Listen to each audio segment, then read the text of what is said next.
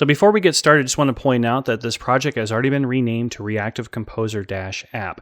If you're not sure how to rename Angular projects, please go back and review the video I provided on renaming projects.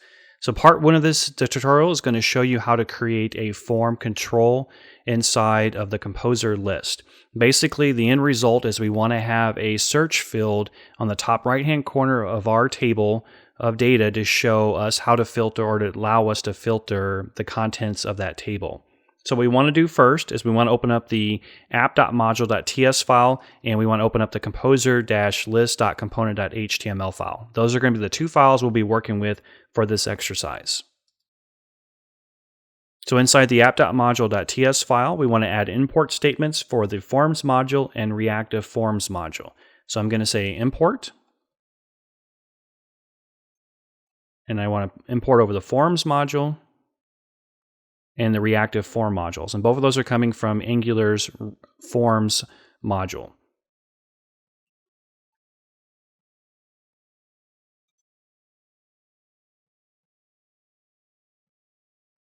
Once I've added my import statements, then I just want to add those to the import section down below in the module.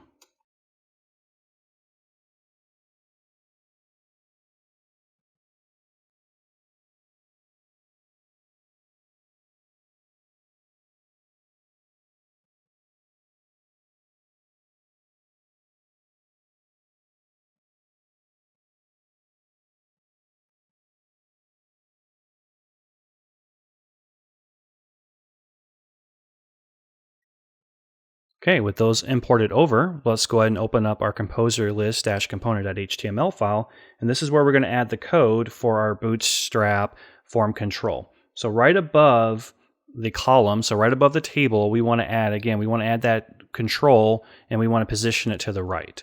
So I'm going to say div class text search. And now the text search is going to be a class we'll create in just a second, and that's going to allow us to float it to the right of this Bootstrap form. In the meantime, I'm going to say input type text. I'm going to give it an ID of text search. We'll give it a class of form control.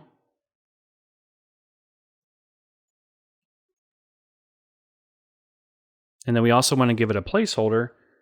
And so we'll say placeholder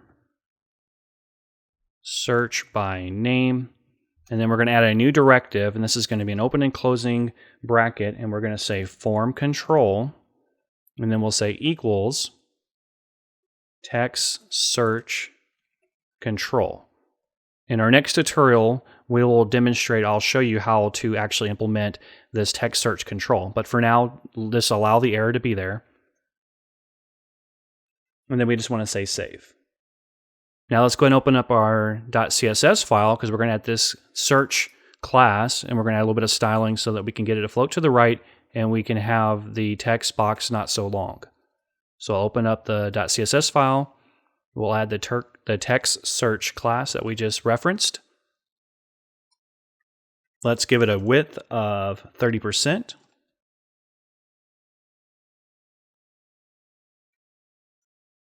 We'll say float right.